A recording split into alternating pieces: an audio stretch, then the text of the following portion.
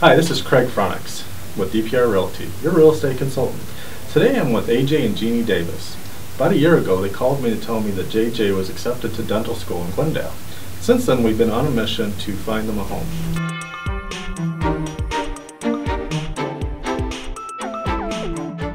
It's amazing. It's been so much fun to have our own home. I think it's the American dream.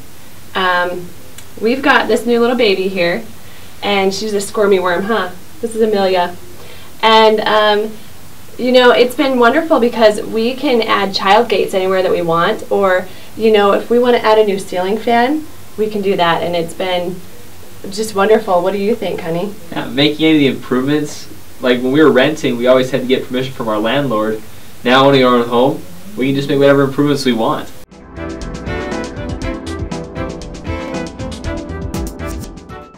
Definitely wasn't as easy as we thought it was going to be.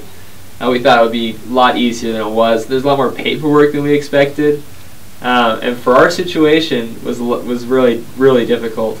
Luckily, you were able to help us out a lot, and so was Scott, and helping us to get everything we needed done. And our situation was probably one of the most difficult, and for us to have such a great real estate agent and have such a great mortgage agent was really helpful for us to get everything we needed.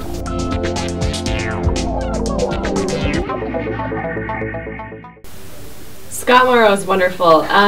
Honestly, we were talking about it at least four people before we got to Scott, and the experience was night and day between Scott and the other mortgage agents that we worked with. We tried going through banks, and we tried going through people that our friends had referred us to, and our situation was pretty unique.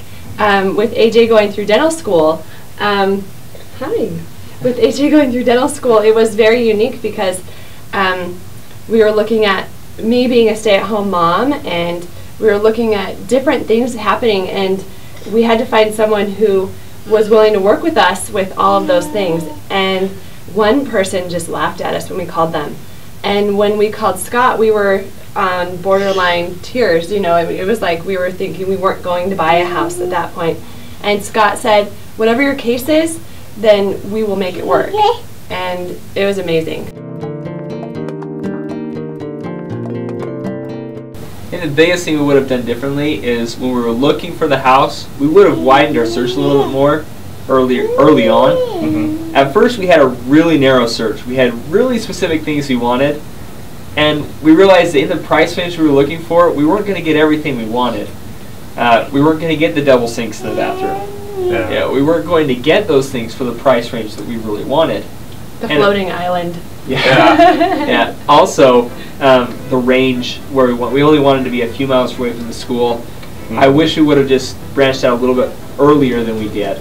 That's probably the biggest thing that I would have done differently, is not have such narrow of a search to begin with.